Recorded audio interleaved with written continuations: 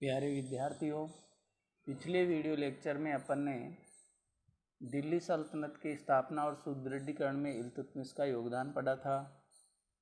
इल्तुतमिश ने तुर्कान-ए-चिहलगानी नामक एक गुट का गठन किया, अर्थात 40 सरदारों का एक गुट बनाया और उसकी सहायता से उसने अपने विद्रोहियों का दमन किया, प्रशासन को अपने पकड़ में रखा।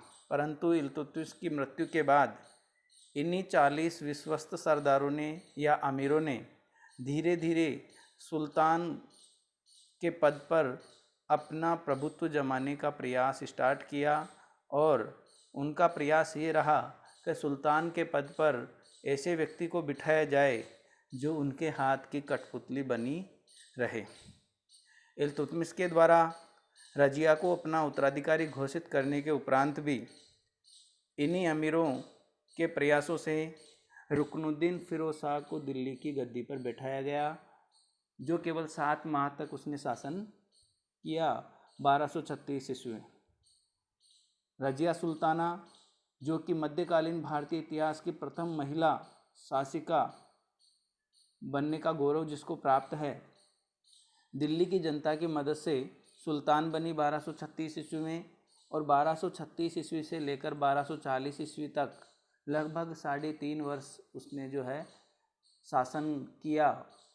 परंतु अमीरों के षड्यंत्रों के चलते उसको अपने प्राणों से हाथ धोना पड़ा और एक बार फिर कठपुतली सुल्तान बनाया गया बहराम शाह 1240 से 42 और उसके बाद में अलाउद्दीन मसूद शाह 1242 से 46 ईस्वी और उसके बाद में नासिरुद्दीन महमूद 1246 से 1265 ईस्वी। तो इस प्रकार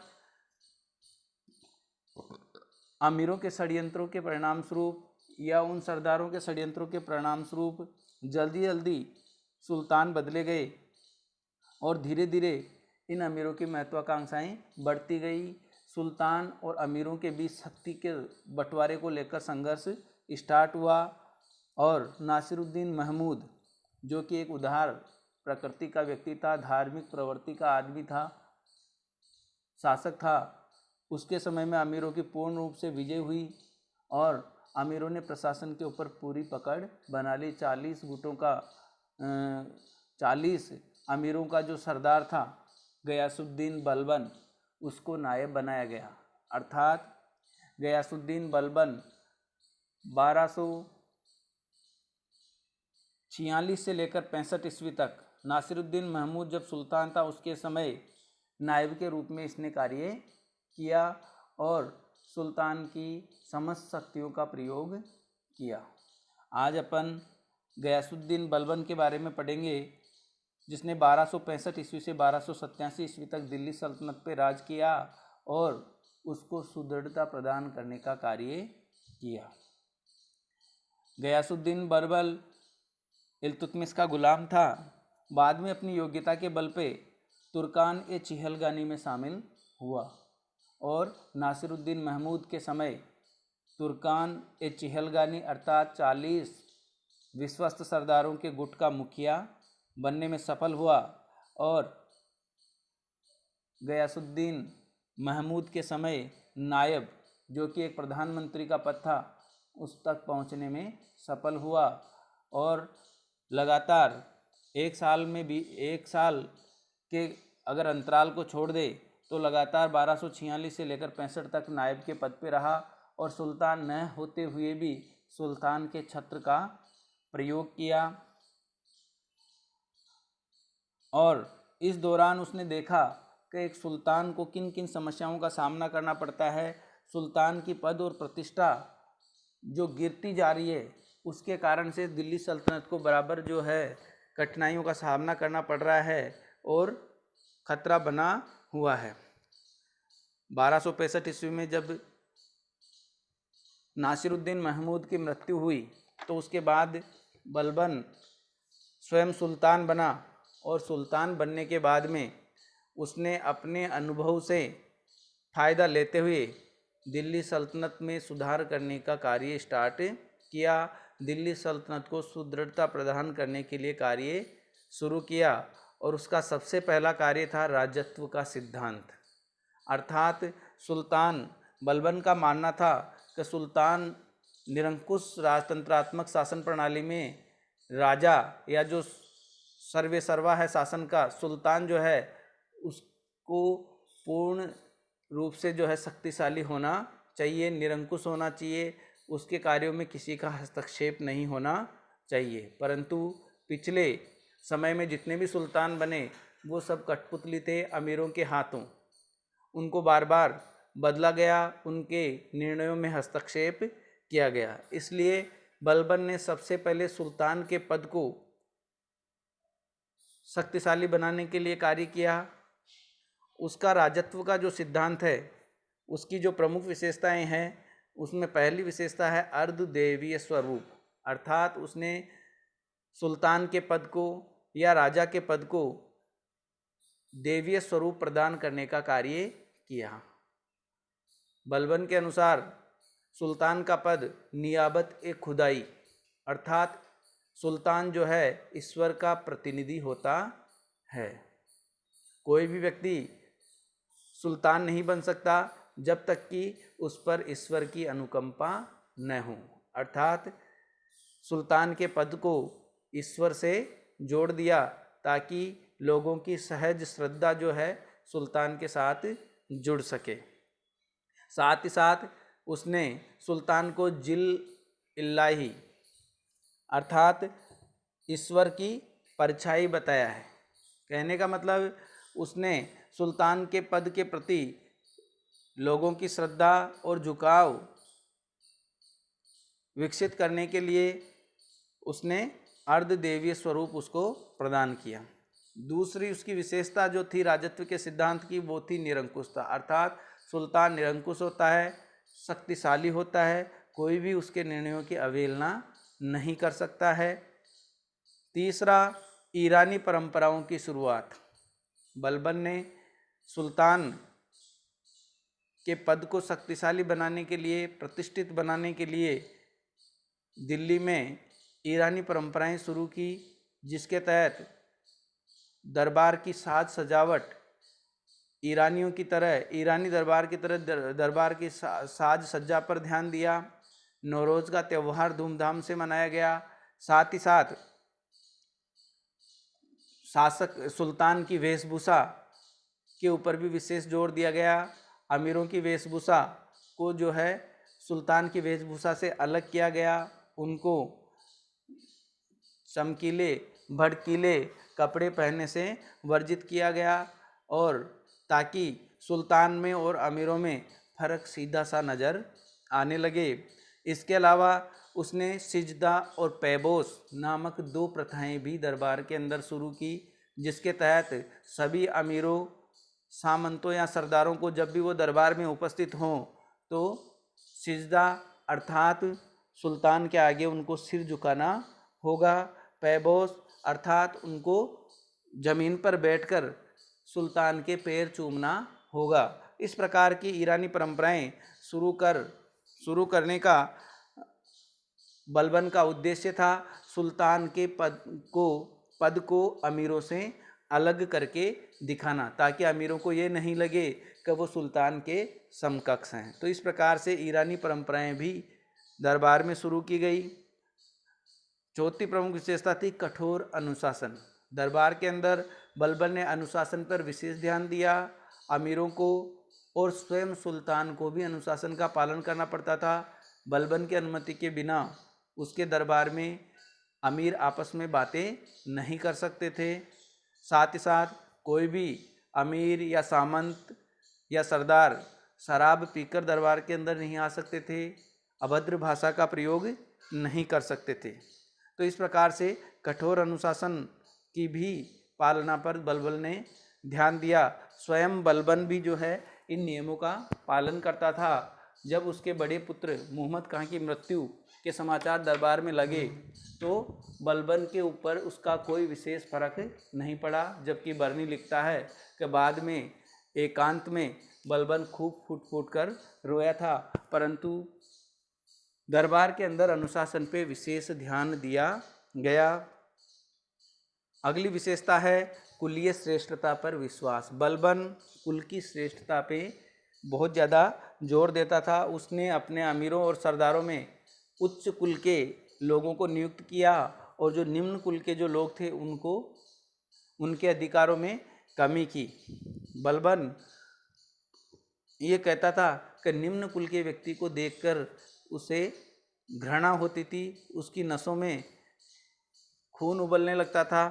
अर्थात उसने उच्च कुलीय श्रेष्ठता के सिद्धांत को लागू किया, उच्च कुल के लोगों को अपने राजकीय कार्यों में नियुक्त किया और साथ ही साथ अपने आप को ईरान के प्रसिद्ध वंश आफरासियाब से अपना वंश जो है उसको जोड़ा। साथ ही साथ अपने वंशजों अर्थात पुत्र और पौत्रों के नाम भी ईरानी नामों के समान रखे, केकुबाद, क्यूमर्स, केखुसरो आदि। इस प्रकार से राजत्व के सिद्धांत का जो सबसे महत्वपूर्ण विशेषता थी या महत्वपूर्ण पक्ष था वो था निष्पक्ष न्याय। बलबन का मानना था कि सुल्तान या राजा का जो महत्वपूर्ण कार्य है वो है निष्पक्ष न्याय और बलबन अपने न्याय के लिए प्रसिद्ध था।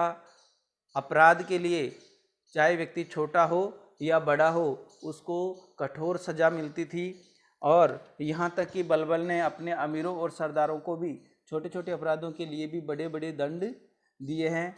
कठोर और निष्पक्ष न्याय का जो है उसने लागू करना राज्य में एक सुल्तान का प्रमुख कार्य माना है। तो इस प्रकार से बलबन का पहला महत्वपूर्ण कार्य था सुल्तान के पद को शक्तिशाली बनाना और अपने राजत्व के सिद्धांत के तहत उसने इस कार्य को किया। बलबन का दूसरा महत्वपूर्ण कार्य था दीवान ए अर्ज का गठन। सुल्तान जो होता था उसके पास कोई सेना नहीं होती थी और वो अपने अमीरों की सेनाओं पर निर्भर होता था। इस कारण से कई बार अमीर जो है सुल्तान को अपने निर्णयों को मनवाने के लिए बाध्य कर देते थे और इस कमी को महसूस करते हुए बलबन ने एक दीवान अर्ज विभाग का गठन किया अर्थात केंद्रीय सैन्य विभाग का गठन किया गया। सुल्तान के लिए अलग से सेना होती थी, अब वो अमीरों के ऊपर निर्भर नहीं था और इस प्रकार से अपनी शक्ति अर्थात सुल्तान की शक्ति को उसने बढ़ाया। तीसरा महत्वपूर्ण कार्य था गुप्तचर विभाग का गठन। बलबन के समय में उसके राज्य के अंदर हर क्षेत्र में गुप्तचर नियुक्त किए गए और वो गुप्तचर उसके अमीरों सरदारों की सूचनाएं, उसके सीमांत प्रदेशों की सूचनाएं, जनता की सूचनाएं हर वक्त जो है बलबन तक पहुंचाते रहते थे और इन्हीं गुप्तचरों की मदद से उसके पास अपने राज्य की संपूर्ण सूचनाएं रहती थी और उनकी मदद से वो सही समय पर सही निर्णय ले पाता था। बलबन के कार्यों में महत्वपूर्ण जो कार्य है वो है विद्रोहों का दमन। बलबन के समय जितने भी विद्रोह हुए उन विद्रोहों का बलबन ने शक्ति के साथ दमन किया और विद्रोहों के दमन के लिए उसने जिस नीति का पालन किया उसको लौह और रक्त की नीति के नाम से भी जाना जाता है। लौह और रक्त की नीति अर्थात कड़ाई से उनका दमन करना, नृशंसता पूर्वक उन विद्रोहों का दमन करना ताकि अन्य लोगों तक भी संदेश जाए कि बलबन के खिलाफ विद्रोह करने का परिणाम क्या हो सकता है। विद्रोह के दमनों में उसने मेवातियों का दमन, मेवाती लोग अलवर और उसके आसपास के क्षेत्रों में रहते थे और अक्सर दिल्ली में धावे मारा करते थे। दिल्ली की जनता इनसे परेशान थी। बलबन ने मेवातियों के ऊपर आक्रमण किया और लोगों को पकड़कर मृत्युदंड दिया गया और कई लोगों को और पुरुषों को, बच्चों को बंदी बनाकर दासों के रूप में बेच दिया गया और इस प्रकार से नृशंसता पूर्वक उनका दमन कर दिया गया। इसी प्रकार दोआब और अवध के हिंदुओं का भी विद्रोह हुआ, कर देने से मना कर दिया और जगह जगह व्यापारिक जो रास्ते हैं, मार्ग हैं, उनको लूटने का कार्य किया। बलबन ने इन लोगों का भी निर्ममता पूर्वक दमन किया और जितने भी पुरुष और बच्चे थे उन सबको बंदी बनाकर बेच दिया गया और लाशों के ढेर जो है उन क्षेत्रों में लग गए, जंगलों में आग लगा दी गई और निर्ममता पूर्वक इस प्रकार से दमन किया कि कई वर्षों तक जो है किसी भी प्रकार के विद्रोह की कोई गुंजाइश नहीं रही। इसी प्रकार कटेहर राजपूत जो कि बुंदेलखंड और उसके आसपास के क्षेत्रों में थे, उनके विद्रोह का भी दमन किया गया और इन विद्रोही क्षेत्रों में जगह जगह पुलिस थानों की स्थापना की गई, सैनिक नियुक्त किए गए ताकि शांति व्यवस्था बनाई जा सके। और इस प्रकार के उदाहरण पेश किए गए कि आगे से फिर कोई विद्रोह नहीं हो। इसी प्रकार से बंगाल के विद्रोह का दमन भी बलबन ने किया। बंगाल में 1279 ईस्वी में तुगरिल खां के द्वारा विद्रोह किया गया और उसके विद्रोह के दमन के लिए अमीन खां को सेना नायक बनाकर बलबन के द्वारा भेजा गया, परंतु वो पराजित हुआ। बलबन ने अमीन खां को अयोध्या के फाटक पर लटका दिया, अर्थात उसको कठोर दंड दिया, क्योंकि वो तुगरिल खां से पराजित हो गया था। अगली बार बलबन खुद सेना का नेतृत्व करते हुए बंगाल गया और तुगरिल खां को परास्त कर मृत्युदंड दिया और इस प्रकार से बंगाल के विद्रोह का भी दमन कर दिया। तो इस प्रकार से बलबन ने विद्रोहियों का इस प्रकार से दमन किया, कड़ाई से दमन किया, कब दोबारा फिर विद्रोह करने की उनमें हिम्मत न हो। और ये सब वो अपने सैन्य बल की शक्ति के आधार पर कर पाया। इसी प्रकार बलबन का जो महत्वपूर्ण कार्य था वो था मंगोल आक्रमण से सुरक्षा। पहले वाले लेक्चर्स में भी अपन बात कर चुके हैं कि भारत की उत्तर पश्चिमी सीमा मंगोलों के आक्रमण से हमेशा जो है असुरक्षित रही और बलबन ने इस खतरे को अच्छी तरीके से भांपा और उसको दूर करने का प्रयास किया। उसने उत्तर पश्चिमी सीमांत क्षेत्रों के जितने भी पुराने किले थे उन सब पुराने किलों का जीर्णोद्धार किया। साथ ही साथ उसने उत्तर पश्चिमी सीमा को दो भागों में बांटा। मुल्तान और सिंध का जो क्षेत्र है उसमें उसने सेना नियुक्त की और वहाँ का प्रमुख जो है अपने पुत्र बुगरा खां को नियुक्त किया। लाहौर और इसके आसपास का क्षेत्र में अलग सेना नियुक्त की और उसका मुखिया अपने बड़े पुत्र मोहम्मद खां को बनाया। और सीमांत क्षेत्रों पे उत्तर पश्चिमी का जो सीमांत क्षेत्र है वहाँ पर अपनी सर्वश्रेष्ठ सैनिकों को नियुक्त किया ताकि मंगोल आक्रमण का जो है मजबूती से सामना किया जा सके, दिल्ली सल्तनत को बचाया जा सके। ये बलबन का बहुत ही महत्वपूर्ण कार्य था, बहुत ही महत्वपूर्ण उसकी सोच थी।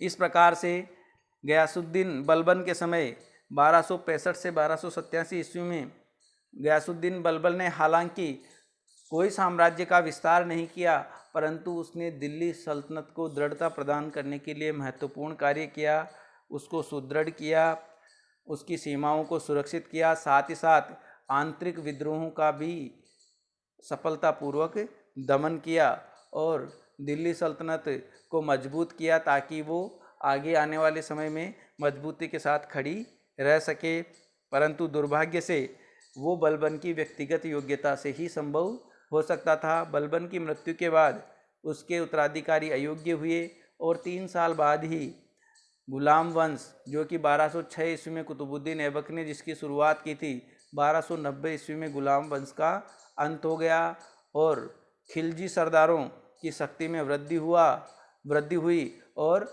जलालुद्दीन खिलजी के द्वारा दिल्ली सल्तनत के ऊपर अधिकार कर लिया गया। तो गुलाम वंश जो प्रथम वंश था दिल्ली सल्तनत के ऊपर शासन करने वाला, उसने 1206 ईस्वी से लेकर 1290 ईस्वी तक शासन किया। 1290 ईस्वी में जलालुद्दीन खिलजी ने दिल्ली सल्तनत के ऊपर अधिकार कर लिया और एक नए राजवंश की नींव डाली जो था खिलजी राजवंश, जिसको अपन आगामी वीडियो लेक्चर्स में पढ़ेंगे। धन्यवाद।